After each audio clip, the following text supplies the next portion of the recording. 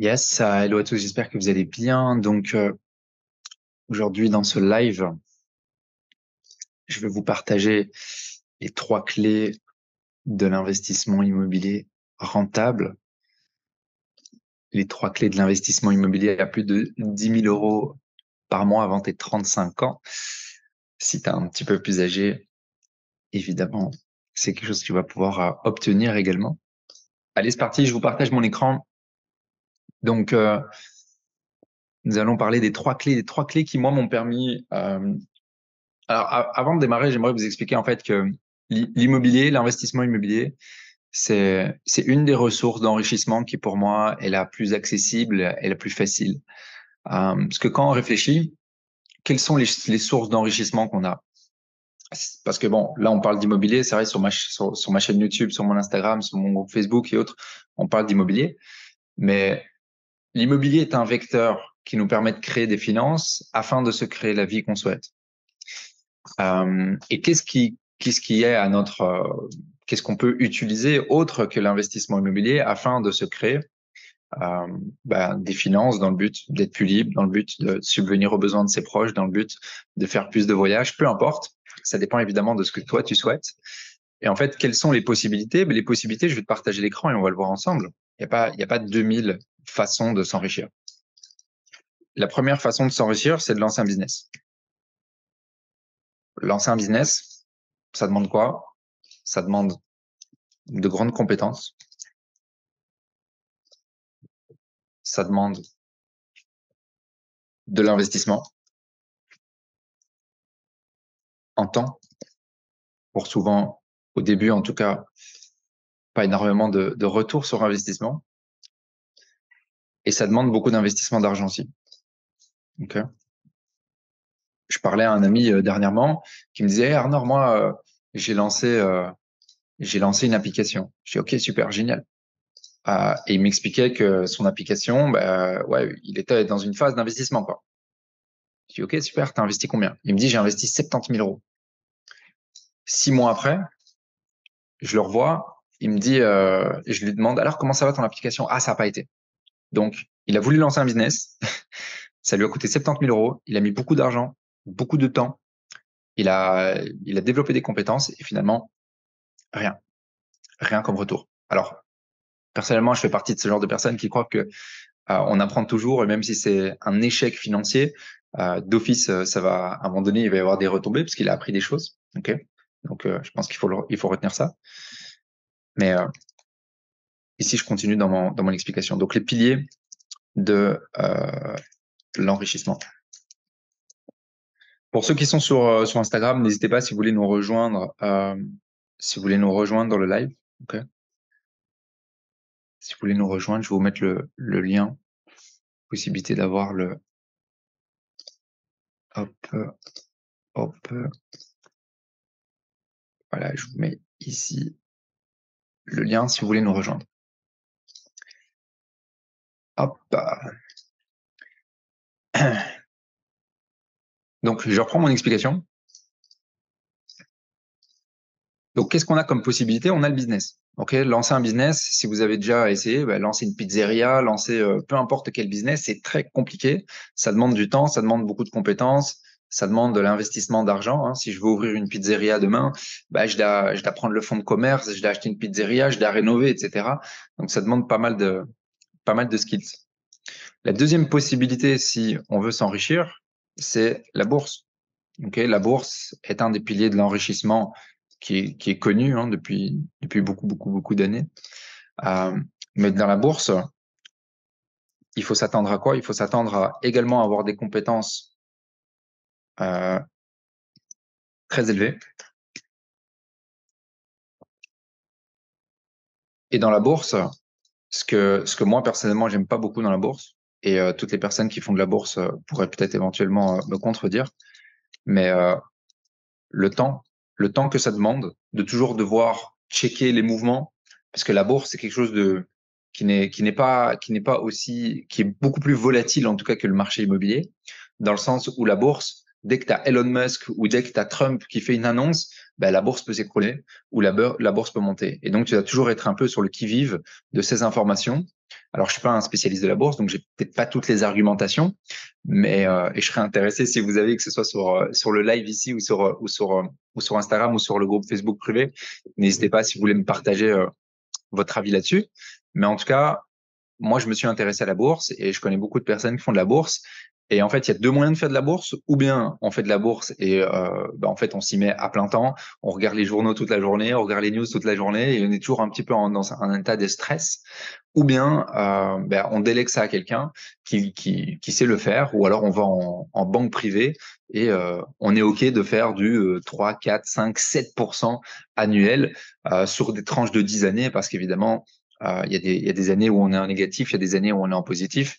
Par exemple, les 2 dernières années, je parlais à ma banquière de chez KBC, elle me disait les 2 dernières années, on était en négatif. Par contre, si on prend les 10 dernières années, on est quand même sur une moyenne de 5, 6, 7%.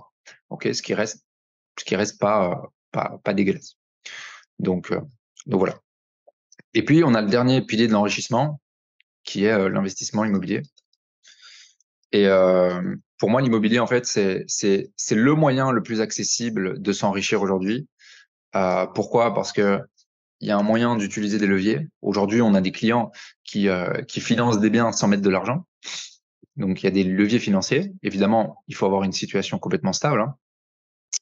Et l'immobilier, en termes de compétences et de temps, est très accessible. Très accessible au niveau du temps et des compétences. Donc, je vais le mettre ici, compétences et temps. Juste pour vous donner une statistique, pour vous donner un petit peu une idée, une ordre d'idée au niveau temps. Moi, jusqu'à l'année passée, c'est moi qui gérais mon parc immobilier sur lequel j'avais plus ou moins 15 unités locatives et ça me demandait moins d'une heure de gestion. Moins d'une heure de gestion. Donc, c'est-à-dire qu'en termes de temps, on est vraiment cool. On est vraiment, vraiment cool. Donc voilà. Donc, pour moi, quand je me suis lancé dans l'envie de me créer ma liberté de temps, ma liberté de finances et pouvoir subvenir à mes besoins et avoir des revenus scalables, ne plus dépendre d'un patron, etc., j'ai analysé tout ça. Il y a une douzaine d'années, je me suis dit, OK, qu'est-ce que je fais? Je me lance dans le business. OK, qu'est-ce que je veux faire? Je fais un resto. Je lance un café. Qu'est-ce que je fais? Je fais autre chose. Non, compliqué. Il faut vraiment avoir des compétences pour lancer un business. Il faut faire un business plan, il faut créer une société. Tout ça, c'est beaucoup de temps, beaucoup d'argent, beaucoup de compétences pour, au final, peut-être ne rien avoir en retour. Okay. Combien de personnes ouvrent des business, lancent des business, investissent du temps, investissent de l'argent et au final ne récupèrent rien du tout. Donc pour moi, si vous êtes ultra débutant et que vous voulez vous lancer dans votre carrière d'indépendance financière, le business, voilà, il y a plein de gens qui ont réussi en business, hein. Je dis pas que c'est pas ça qu'il faut faire, mais moi, personnellement, je vais vous partager aujourd'hui ce qui a fonctionné pour moi. Ça, c'est l'idée. Okay. La bourse, donc, comme je l'ai dit, pour résumer, il faut des compétences très élevées et ça demande énormément de temps. Il y a toujours ce côté un petit peu stressant. Et moi, j'aime pas. Moi, j'aime bien dormir sur mes deux oreilles. J'aime bien savoir que mon immobilier, il est là, il bouge pas. Il y a mes locataires qui sont là, qui payent parce que c'est leur logement, et tranquille, quoi. C'est pas parce que Trump dit que qu'il a acheté je ne sais pas quoi que le marché immobilier va trembler. Non, en Belgique, on est sur un marché qui est hyper stable. Pourquoi? Parce qu'on est plein de petits propriétaires. Il n'y a pas des grosses baleines qui détiennent plus de 10% du marché immobilier belge. Donc, ça fait que le marché immobilier belge, il peut pas s'écrouler sur certaines news. Non, non, non, ça arrive pas, ça. Et par tranche de 10 années, on prend toujours 30% de positif sur le marché immobilier belge. Donc, pour moi, l'investissement immobilier est le pilier de l'enrichissement qui est clairement le pilier le plus stable, le plus accessible en termes de compétences et de temps. Et surtout, celui on peut créer du levier sur nos finances. Parce que faut comprendre que tout le monde n'a pas 50, 60, 100 000 euros en banque. Okay. L'idée, c'est de comprendre comment est-ce qu'on peut utiliser des leviers financiers pour utiliser l'argent des autres. Et quand je dis l'argent des autres, c'est l'argent des banques, afin de créer un enrichissement. Okay. Moi, aujourd'hui, le 3,5 millions de patrimoine immobilier que j'ai pas acheté 3,5 millions d'immobilier. J'avais pas 3,5 millions dans mon compte en banque. Non. D'accord? J'ai commencé avec quelques milliers d'euros. J'ai leverage ce montant-là puis j'ai recréé des économies, j'ai recréé des finances, j'ai releverage. En plus de ça, j'ai utilisé les autres piliers de l'immobilier et de levier immobilier que je vais vous partager dans un instant, qui m'ont permis de faire un espèce d'effet boule de neige. Okay. Donc, après cette courte introduction sur qu'est-ce qui est à notre disponibilité pour s'enrichir, qui sont business, bourse et immobilier, là, on va évidemment passer à la présentation principale qui sont quelles sont les 3 clés de l'investissement immobilier qui peuvent te permettre, si tu les suis en tout cas, de générer un 10 000 euros de revenus de loyer. Okay. Je dirais qu'il y a un petit dernier ici, juste pour que ce soit complet.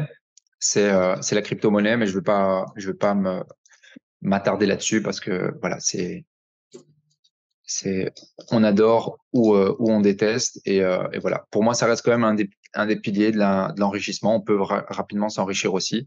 Et donc voilà. En résumé, retiens que si tu mets un peu tes œufs dans ces 4 paniers, bah tu maximises tes chances de pouvoir t'enrichir. Nous, on maîtrise celui-ci et moi, 95% de mon portefeuille financier est là. Et honnêtement, je dors bien. J'ai pas beaucoup de temps de gestion. Je peux être où je veux, je peux voyager et c'est ce que je maîtrise. Donc, c'est ce que je vais te partager aujourd'hui. All right? Allez, c'est parti. On y va dans la présentation. Je vais juste descendre ça. Ceux qui sont dans le live Zoom, merci de bien éteindre les micros, guys. Ok, comme ça on a une audition idéale. Ceux qui sont en live sur un Instagram, vous devez venir sur Zoom si vous voulez suivre mon écran, parce que là sur Instagram vous voyez pas mon écran. Ok. Donc, guys, le premier pilier de l'investissement immobilier. Donc, je vais vous partager les 3 clés qui m'ont permis de créer plus de 15 000 euros de loyer mensuel. Le premier pilier, en fait, c'est la préparation à l'achat. On voit énormément de nos clients qui avaient une problématique, en fait, à pouvoir accéder au crédit. Et c'était dû à un manque de préparation, en fait. Parce que si tu comprends comment fonctionnent les banques,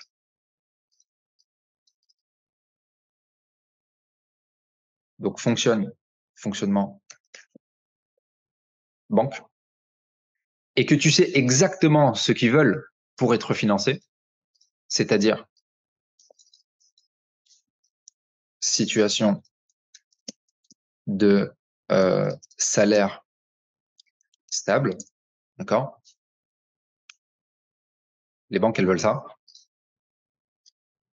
Et la deuxième chose qu'elles veulent, c'est des garanties, ok? Les banques, vous le savez très bien, vont gérer le risque. Les banques belges, c'est pas comme en France, les banques belges vont observer si votre profil risque est OK pour qu'ils vous prêtent de l'argent.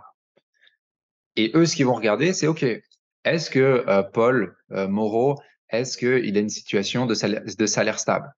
Donc, c'est-à-dire, qu'est-ce que c'est une situation de salaire stable? C'est un CDI plus d'1 an, / indépendant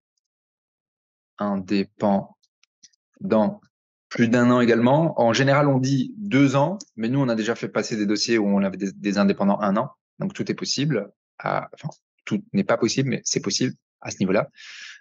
Ou CDD enchaîné, ou gérant d'entreprise qui se verse du salaire, etc. Donc, en tout cas, la possibilité de prouver à la banque qu'on a une situation financière sur laquelle on génère des revenus mensuels de manière stable depuis une certaine période de temps. Okay. Et en général, les banques aiment bien une période de temps qui dépasse une année. Okay. Ensuite, ce qu'elle veut, à partir du moment où vous avez cette situation de salaire stable, elle veut que vous lui apportez des garanties. Parce que la banque, elle va pas vous prêter 125%. Elle va vous prêter 125% si vous êtes capable de lui apporter ce qu'ils veulent. Donc, on va mettre sur la table des garanties immobilières. On va mettre sur la table des garanties immobilières. Ou, si on n'a rien de tout ça, on va mettre de l'argent sur la table. Okay. On va pas rentrer aujourd'hui dans le débat quelles sont les garanties immobilières. Si vous voulez en savoir plus, vous pouvez aller sur ma chaîne YouTube ou vous pouvez aller dans le groupe Facebook privé. Il y a certainement des vidéos dans lesquelles je parle de comment est-ce qu'on peut utiliser ces leviers, ou envoyez-moi un petit message. Je me ferai un plaisir de vous envoyer une vidéo gratuite sur laquelle j'explique justement ces leviers, quels sont les leviers immobiliers et etc. Comment est-ce que vous pouvez utiliser l'argent des autres pour vous enrichir. Okay. Donc ça, c'est comme ça qu'ils fonctionnent les banques. Okay. Et après, ils vont calculer toute une série de choses comme ce fameux reste à vivre. Okay. Reste à vivre. Vous savez que une personne seule va être considérée de 1 000 € de reste à vivre et un couple, aujourd'hui, ça a légèrement augmenté, 1 300 €. Okay. Hop, personne seule. Le reste à vivre, qu'est-ce que c'est? Petit rappel pour ceux qui disent, alors qu'est-ce que c'est? RAV, reste à vivre. Le reste à vivre, c'est le montant qui doit te rester sur ton compte en banque mensuellement après la déduction de tes charges. Donc, les banques, qu'est-ce qu'elles font? Elles prennent ton revenu, moins tes charges. Il va rester un montant. Si tu es seul, il faut qu'il y ait minimum 1 000 €. La différence entre ce qui reste et 1 000 € va être le montant maximal que tu vas pouvoir emprunter. Exemple concret, tu gagnes 2 200 €. Tu as 300 € de pré-voiture. Qu'est-ce qui reste? Il reste 1 900 €. Tu es une personne seule, donc tu dois avoir un reste à vivre de 1 000 €. Qu'est-ce qui va se passer? Toi, ce que tu vas pouvoir, ce qu'on peut appeler ta capacité d'emprunt, elle va être donc de 900 €. Tu vas pouvoir emprunter un montant mensuel de 900 € auprès d'un organisme bancaire. Okay. Donc ça, c'est la première chose que les banques veulent valider. Okay. La dernière chose qu'ils regardent, c'est ce qu'on appelle la quotité. La quotité. Et la quotité, c'est quoi? C'est le rapport entre le montant de crédit que tu demandes et la valeur de ton bien. Et ça doit être entre 80 à 90%, dépendant de ton projet d'investissement ou de résidence principale. Okay. Donc, en gros, nous, qu'est-ce qu'on doit faire en tant qu'investisseur? Je vais juste bien mettre ça là. Voilà. Nous, qu'est-ce qu'on doit faire en tant qu'investisseur?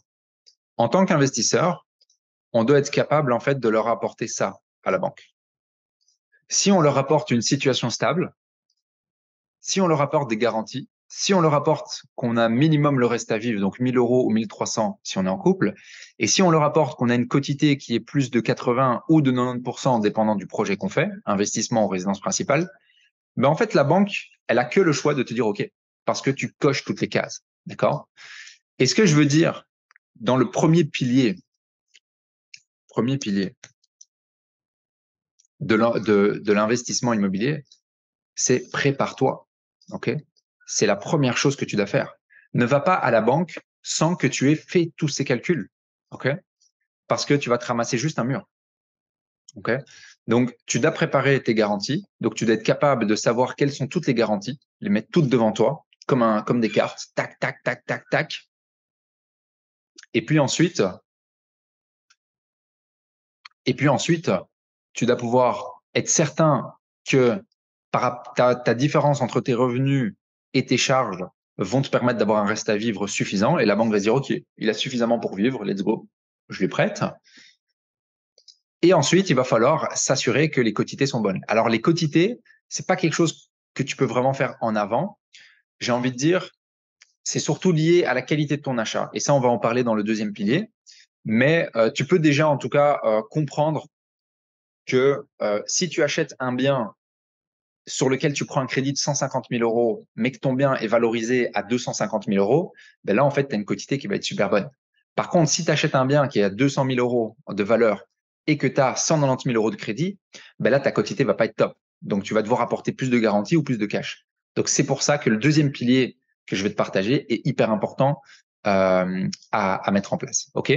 Mais l'idée, retiens de ce premier pilier, c'est que avant que tu ailles à la banque, tu fasses quoi? Tu t'installes, tu fais les chiffres de ta situation, d'accord? Et tu t'assures d'apporter à la banque ce qu'elle veut. All right? Good. Ça, c'est le premier pilier. Le deuxième pilier, c'est quoi? Le deuxième pilier, c'est utiliser les leviers. Okay. La plupart des gens, qu'est-ce qu'ils font? Ils achètent un bien immobilier. Donc, je vais te le noter ça parce que c'est important. La plupart des gens. Donc, plupart des gens. Je vais te montrer la différence entre la plupart des gens et les investisseurs.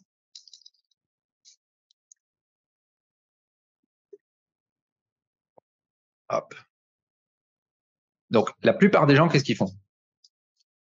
Ils vont épargner pendant 5 ans. Je donne un exemple, 30 000 euros. Okay, qu'est-ce qu'ils vont faire? Avec ces 30 000 euros, ils vont acheter leur résidence principale. Qu'est-ce qu'il en suit de ça? Il en suit qu'ils ont plus de levier. Ils ne peuvent plus investir.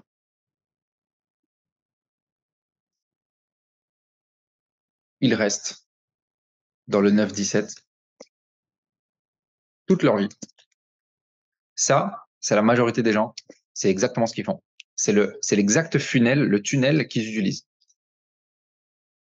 J'ai épargné 4-5 ans. OK. J'achète ma résidence principale. En même temps, j'achète un petit chien. Je suis content. Ben, cool. Il n'y a plus de levier parce que tu n'as plus de cash. Tu n'as plus de levier. Tu dois attendre 4, 5, 6 ans d'avoir du levier qui se dégage de ta RP ou de rééconomiser 30 000 euros. Et économiser 30 000 euros, ben, ça demande du temps. Hein. Et du coup, ici, tu peux plus investir directement. Tu es bloqué pendant 5, 6 ans. Et du coup, tu ne crées pas en fait un momentum qui te permet d'être dans la motivation, d'avancer et de te créer de l'investissement pour te créer de la liberté. Et du coup, qu'est-ce que tu fais? Tu restes dans le schéma traditionnel que tout le monde fait, c'est-à-dire 9-17 jusqu'à tes 67 ans. Les investisseurs, eux, qu'est-ce qu'ils font? Ils vont utiliser tous les leviers à leur disponibilité.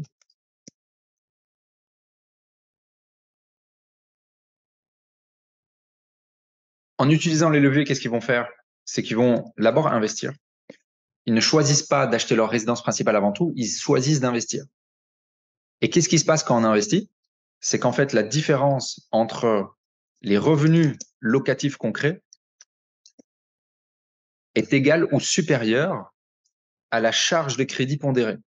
Et du coup, concrètement, pour te donner un exemple, nous, ce qu'on fait, que ce soit nous ou nos clients, on va acheter un bien qui nous coûte 1 000 euros de crédit. Ce 1 000 euros de crédit, nous, qu'est-ce qu'on fait? On le loue en colocation. On va dire qu'on fait une colocation où on génère 1 600 euros de revenus. La banque va pondérer ce montant, d'accord? Je vais sortir ma petite calculette magique, hop, qui est toujours pas très loin. Et donc, on fait 1 600 euros et on va pondérer à 50%, à 75%, pardon. Ça fait 1 200. OK? Donc, la banque va pas considérer les 1 600, mais va considérer les 1 200. OK? On est quand même bien au-dessus des 1 000 euros. Donc, qu'est-ce qui se passe ici?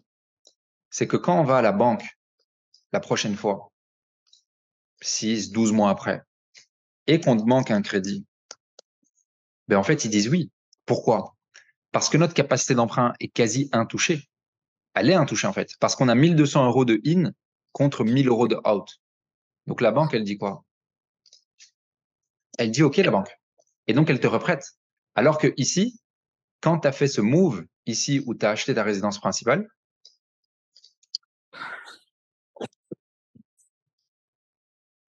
ici, qu'est-ce qui se passe? La banque, qu'est-ce qu'elle dit quand tu vas chez elle, quand tu as acheté ta résidence principale et que tu as brûlé tout ton épargne? Qu'est-ce qu'elle dit? Elle dit non, reviens avec des économies. Reviens avec des économies. Reviens quand tu seras un peu plus près. Reviens quand tu auras remboursé des capitales sur ta RP. Et donc ici, tu achètes ta résidence principale, tu es complètement bloqué. Alors qu'ici, quand tu investis, tu viens créer un équilibre entre tes revenus et tes charges, ce qui te permet en fait de continuer d'investir. OK? Et, et donc, yes, ça c'est hyper important. Je sais pas si il y en a qui sont dans le live Zoom qui ont une question. Si vous avez une question, vous pouvez éventuellement me mettre dans le chat. OK? C'est avec grand plaisir. Et alors, j'aimerais aller plus loin. Qu'est-ce qu'ils font les investisseurs? Quand je dis ils utilisent le levier, qu'est-ce que c'est le levier? le premier levier qu'on doit utiliser en tant qu'investisseur pour faciliter l'enchaînement des achats, c'est achat sous-évalué. Je donne un exemple. Si tu achètes à 200 000 euros, mais que ton bien, au niveau du prix du marché, il est à 250, qu'est-ce qui se passe? C'est que ces 50 000 euros ici, de différence que tu as créé rien qu'en achetant, ben en fait, la banque te les prête. Okay, la banque te les prête.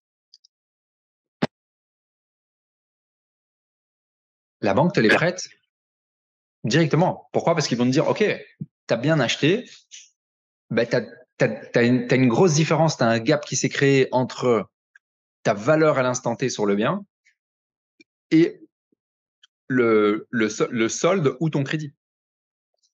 Donc là, ils te prêtent directement. Boum, ça facilite l'enchaînement. OK. Ça, pour moi, c'est le levier, en fait, dans ce pilier numéro 2 ici. Et je vais mettre pilier numéro 2. Deuxième pilier. Ici. Ce que tu dois absolument faire, retiens bien, OK? Et encore une fois, cette vidéo, je vais la mettre live dans le groupe privé Facebook pour que tous ceux qui n'étaient pas là aujourd'hui la revoient parce que c'est trop important.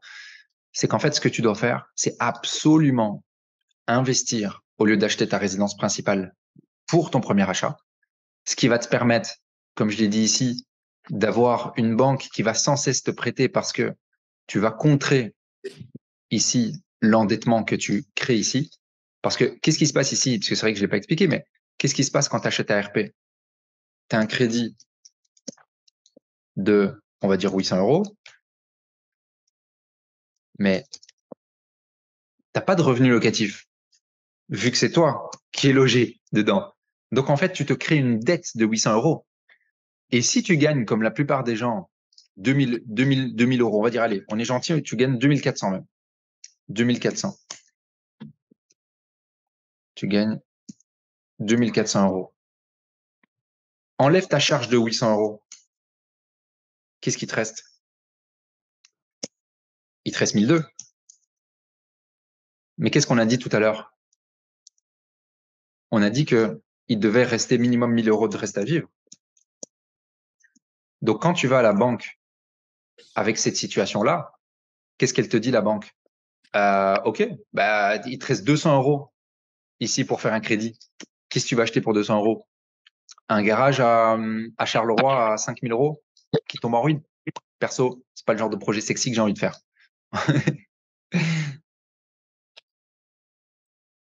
Sabrina nous demande si on a une RP à 325, on reste dedans, n'est-ce pas? Bah si, effectivement, si tu payes 325 euros, ça dépend de plusieurs facteurs, Sabrina. Si je peux demander quel est le montant de ton salaire et est-ce que c'est ta seule charge de crédit? Donc, donne-moi le montant de ton salaire et donne-moi tes autres charges de crédit, que ce soit crédit immobilier, voiture ou autre crédit que tu as, consommation et autres. Et je te répondrai à ta question. Mais donc, vous voyez ici, si tu achètes ta RP et que tu gagnes 2000 euros, pardon, et que tu as un crédit de 800 euros sur ta RP, il te reste 1200. Mais comme tu dois avoir 1000 euros de reste à vivre, tu n'as plus que 200 euros pour faire crédit. 200 euros de crédit, comme je t'ai dit, c'est un petit garage à Charleroi, très sexy. Pas trop envie d'aller sur ce genre de projet. OK? Alors que quand tu investis, le levier de l'investissement te permet de faire quoi? Te permet d'avoir un OK de la banque à chaque fois. Pourquoi? Parce que tu as des revenus locatifs quand tu fais un bon investissement, en tout cas. Qu'est-ce qui se passe? La banque pondère à 75-80%, donc 1002, mais tu as 1000 euros de crédit. Ça veut dire que tu es toujours en positif. Tu contres charge, revenu, charge, revenu, charge, revenu. Et c'est pour ça qu'on continue, on achète à investir. On continue d'investir, nous, les investisseurs. D'accord? Réfléchis par rapport à ce que toi, tu fais ou tes amis ou tes proches font. La plupart font quoi? Bah, ils achètent leur RP et puis ils veulent investir. Alors que c'est l'inverse. OK? Donc, en fait, pour moi, ça, c'est le premier levier que tu dois utiliser. C'est l'investissement avant la RP. Et ce que je veux faire, c'est que le deuxième levier que tu dois absolument utiliser, c'est l'achat sous-évalué. Parce que sans le fait d'acheter des biens sous-évalués, c'est très difficile de continuer d'investir à long terme. Très difficile. Très, très difficile. Et d'ailleurs, c'est pour ça que à partir de ce 1er octobre ici, on a, nous, dans notre équipe, un coach qui va venir faire de la chasse immobilière pour tous nos clients. Parce que c'est un des points les plus importants. Après, le pilier 1, qui est la préparation de ton achat avec la compréhension de ce que veulent les banques et la préparation de taux dossier bancaire. La deuxième chose, c'est achète un bien sous-évalué. Ça va te permettre de continuellement acheter. Sabrina, 3008 de salaire, plus crédit châssis. Ouais, t'es large parce que regarde, si on fait ça, Sabrina, ça fait, si tu fais 3008 de salaire, moins tes 325, moins 200, ça te fait quoi? Ça te fait 3000, allez, j'arrondis, ça te fait 3200. T'as 3200. Ça veut dire là, Sabrina, que sur 3200, si tu es seul, la banque, elle va te dire quoi? Elle va te dire, ben moi, je te prête 50% de ça parce que tu es considéré au revenu, parce que tout ce qui est au-dessus de 2000 euros net, c'est considéré au revenu. Et donc, tu vas pouvoir emprunter, toi, Sabrina, si tu n'as pas d'enfant à charge, etc., on va pas rentrer dans tout ça, tu vas pouvoir emprunter, allez, 1600 euros. Hein, 1600 euros de mensualité. OK? Alors évidemment, si moi j'ai un client qui me dit, Arnaud, j'ai 1600 euros de mensualité que je peux emprunter, OK, la prochaine question, c'est qu'est-ce qu'on fait avec les garanties et est-ce qu'on utilise toute la capacité d'emprunt par rapport à ta situation? Est-ce qu'on veut enchaîner? Est-ce qu'on veut d'abord? Il faut jouer un puzzle. Et c'est pour ça que le dernier levier que je veux te partager, et juste, je t'envoie le message ici, Sabrina, comme ça, tu as vu les infos.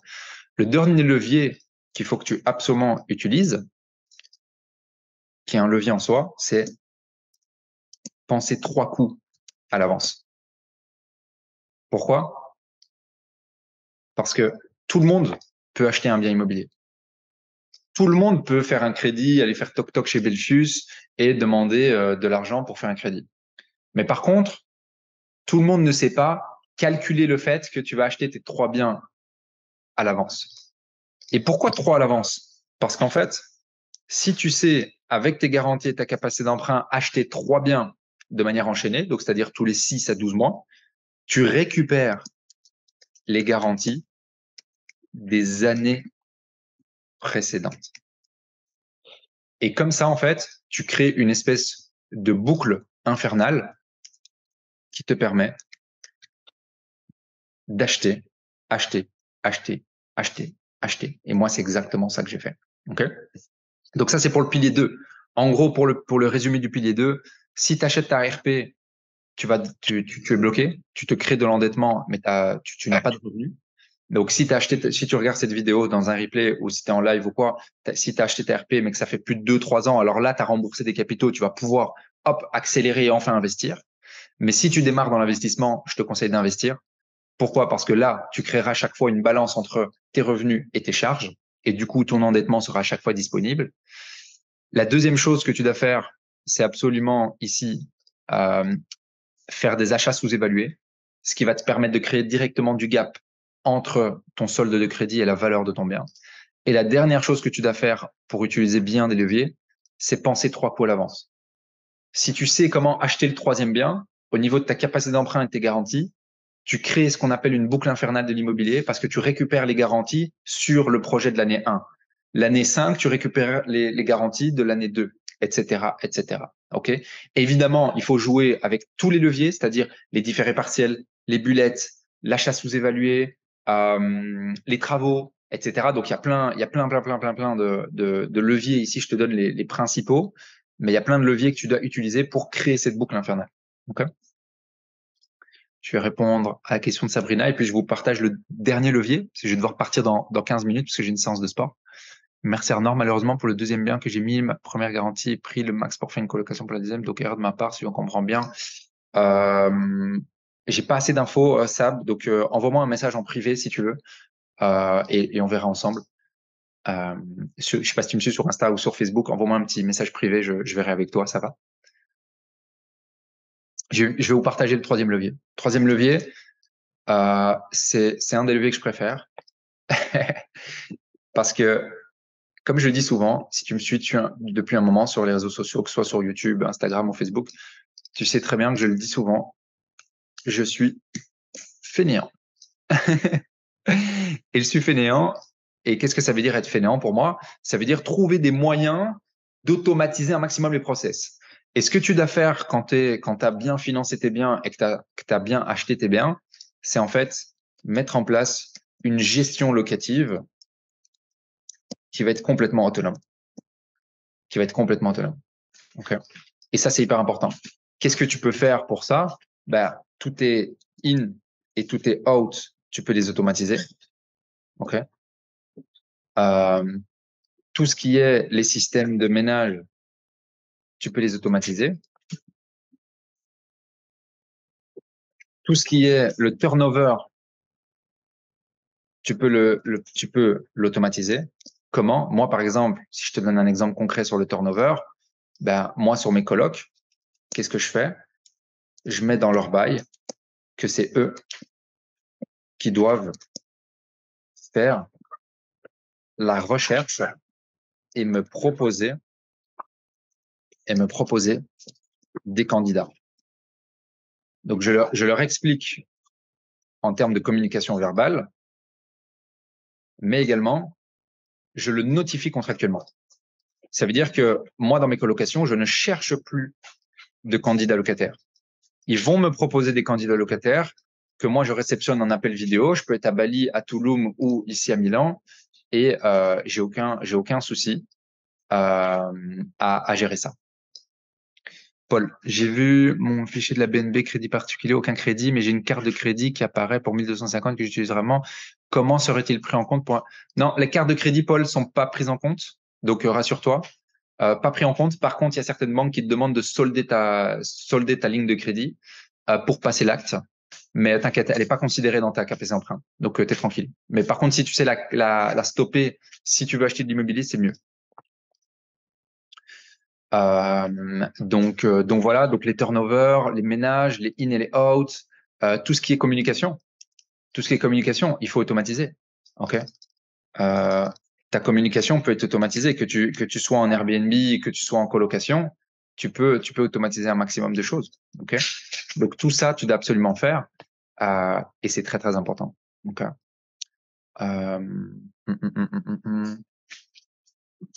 Ce qui est aussi, je vais le mettre là, ménage et manutention.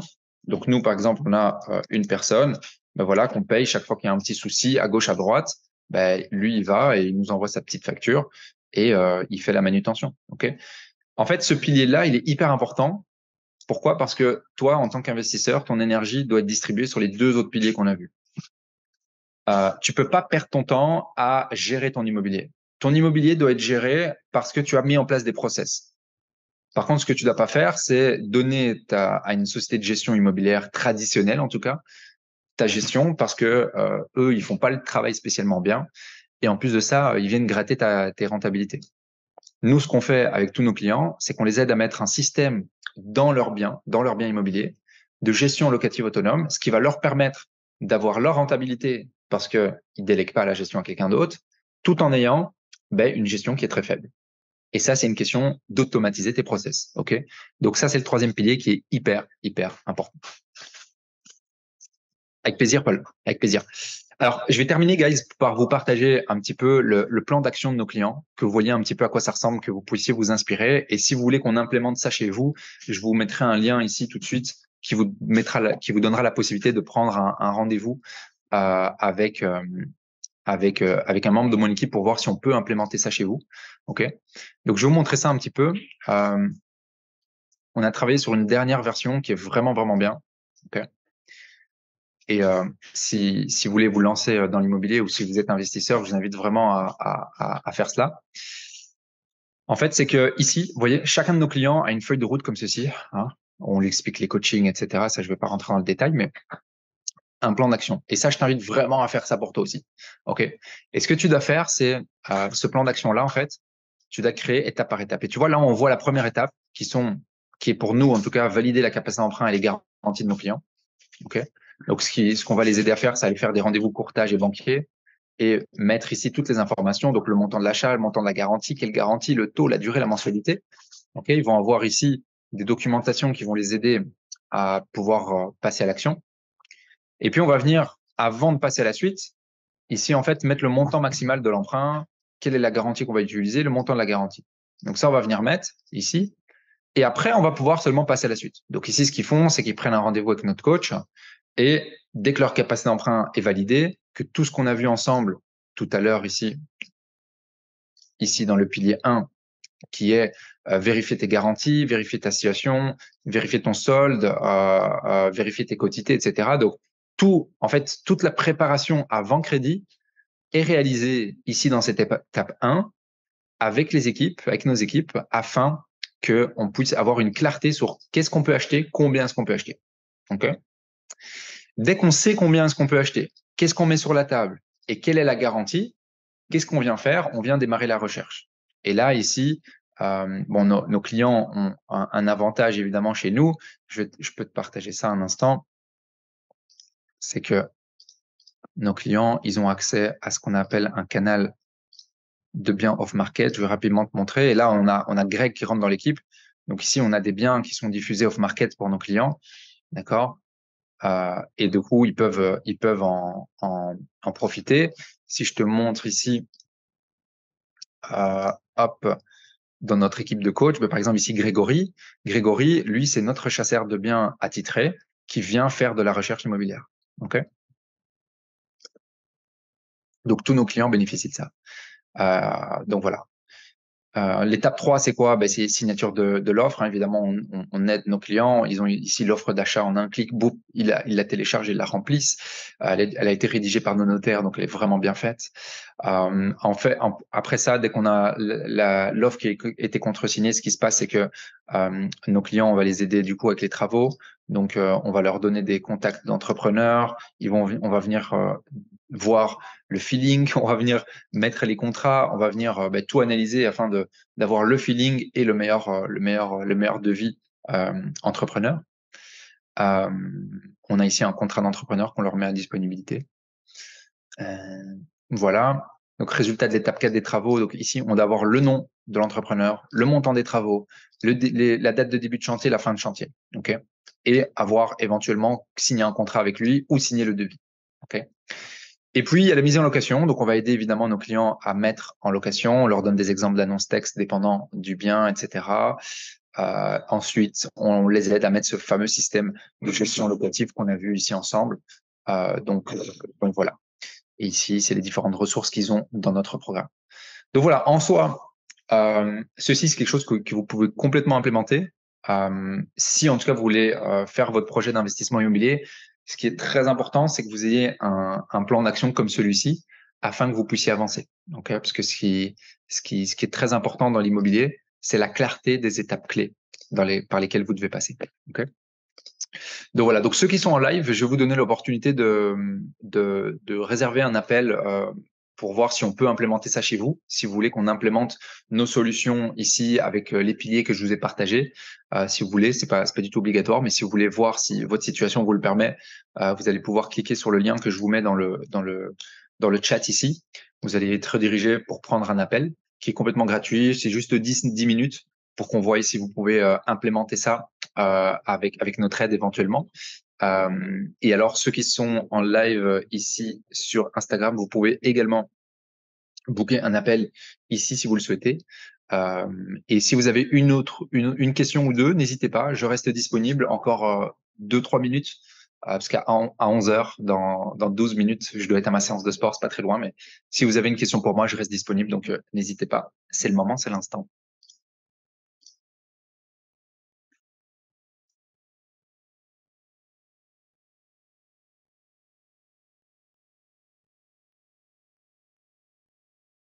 Du coup, en tout cas, Sabrina, pour ta situation, envoie-moi un petit message, mais tu as de la capacité d'emprunt disponible, donc franchement, il faudrait juste checker si du côté des garanties, tu as ce qu'il faut. Sinon, franchement, tu as une bonne situation. Et pour toi, Paul, tranquille par rapport à ce que tu m'avais demandé. Avec plaisir, Sabrina, avec plaisir. C'était cool de t'avoir. En tout cas, n'hésite pas à m'envoyer un petit message sur les réseaux sociaux pour qu'on discute de ta situation si tu veux, ou si tu veux prendre l'appel directement. tu peux le prendre, c'est complètement gratuit, c'est 10 minutes. Alright guys, bah, écoutez, s'il n'y a pas de questions, pour moi c'est good, ça m'a fait plaisir de vous partager ceci ce matin. Je mettrai donc dans le groupe privé Facebook ici le lien. Donc ici, je vais vous le mettre comme ça, vous pouvez aller sur le groupe Facebook. Hop, pour retrouver le live, si vous êtes arrivé un petit peu en retard, ici, hop. Mortada m'a posé une question sur Instagram. Pour les indépendants physiques, est-ce qu'on doit faire des fiches de paye pour la banque? Non, les indépendants, tout simplement, vous êtes basé sur votre chiffre d'affaires net. Donc, ils vont observer, les banques vont observer, le AER, ce qu'ils appellent le AER. Ok, Mortada. Donc voilà. Peter, comment trouver des biens off-market? Alors Peter, pour ça, va regarder, je pense, sur mon YouTube, il y a certainement des vidéos là-dessus, ou envoie-moi une vidéo sur Instagram, je me ferai un plaisir de t'envoyer une vidéo gratuite ou dans laquelle j'explique ça. Ok, cool. Paul, comment les banques prennent-elles en compte les revenus Airbnb, 80% des loyers? Non, ils ne les prennent pas en compte. Donc nous, ce qu'on fait, Paul, c'est qu'ils vont considérer le loyer traditionnel. Donc, les loyers Airbnb vont être un moyen de créer beaucoup de finances.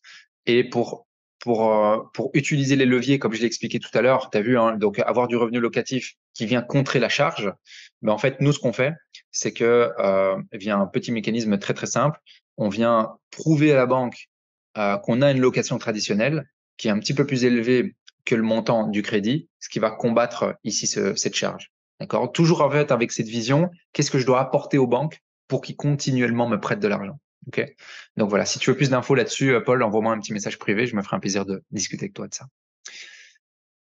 Cédric, yes, les revenus des indépendants complémentaires peuvent être pris en compte dans la... Bien sûr, bien sûr, bien sûr. Même principe, Ced, en fait, donc si tu es salarié plus indépendant complémentaire, ce qui va se passer, c'est que ton indépendant complémentaire va compter, mais à nouveau, il faut que pour que la banque le prenne en compte, il faut qu'il y ait une continuité des revenus, enfin pas une continuité des revenus, qui est un passé des revenus. C'est-à-dire que pour un indépendant complémentaire ou full-time, 1 an minimum. Ça veut dire que si tu veux avoir une augmentation de tes revenus via ta situation indépendante, il va falloir attendre quelques mois et aller à la banque et leur dire, bah, regardez, moi, ça fait quelques mois que je suis indépendant complémentaire, voici mon chiffre d'affaires. En général, ils vont te demander quand même le AER, d'accord? Même chose que pour les indépendants full-time. Donc, il faudra quand même attendre 1 année pour pouvoir considérer ce revenu d'indépendant complémentaire. Comme je connais ta situation, il faudra attendre ça. Euh, Christian pourra te valider ça, mais je dirais que quand tu as ton premier AER, imagine que, je sais pas moi, sur l'année 2000, enfin, entre 2023 et 2024, tu fais 20 000 sur l'année de chiffre d'affaires indépendant complémentaire. Ben, tu auras ton AER, il restera ton net, et ça, tu vas pouvoir aller à la banque et leur dire, hey, regardez, moi je suis salarié, mais en plus j'ai ça en indépendant complémentaire. Et là, ils vont pouvoir le considérer. Okay. Donc voilà, guys. Avec plaisir, Peter. Écoutez, je vous remercie pour votre temps en tout cas. Moi, je vais devoir filer au sport. J'ai une petite séance avec mon coach, mais ça m'a fait plaisir de vous partager tout ça ce matin. Je mets le live dans le groupe privé Facebook. Ceux qui sont pas sur le groupe privé Facebook, n'hésitez pas à cliquer sur le lien que je vous ai mis ou à me demander. Je vous enverrai le lien pour être averti, parce que les trainings gratuits se font toujours dans le groupe privé Facebook et chaque semaine, on envoie un training gratuit, donc c'est cool. Paul, dernière question. Pour les crédits bullets, c'est juste la mensualité qui est réduite à capital emprunt ou le coût total du prêt? Donc, le crédit bullet, c'est vraiment top pour diminuer l'endettement. Donc ça, c'est cool, Paul. Donc en fait, qu'est-ce qui fait le crédit bullet? C'est qu'au lieu d'avoir un crédit où, je te donne un exemple, tu as 1000 euros de mensualité, sur lequel ton 1000 euros, tu rembourses des intérêts et du capital. Ce qui va se passer, c'est que le bullet, tu vas pas rembourser les intérêts et les capitaux. Tu vas rembourser une partie des intérêts et une partie des capitaux. D'accord? En général, c'est pas tous les capitaux, tu rembourses que les intérêts, mais pas tous les capitaux. Et il y a plusieurs formes de bullet. Ce qui fait qu'en fait, au lieu d'avoir 1000 euros de crédit mensuel, sur un crédit bullet, peut-être que sur certaines formes, tu vas avoir 700 euros ou 600 euros. Du coup, bah, tu diminues l'endettement, tu viens combattre également ce revenu charge. Donc, dans certaines situations, Paul, c'est vraiment pas mal de faire du bullet. Ouais. Ah ouais. Donc, c'est cool. Merci à toi, Paul. C'était cool. Merci à toi, Paul. Merci, Sabrina. Et merci tout le monde qui était en live. Euh, donc, si vous pourrez revoir ce replay sur le groupe privé. Je vous souhaite un bon week-end.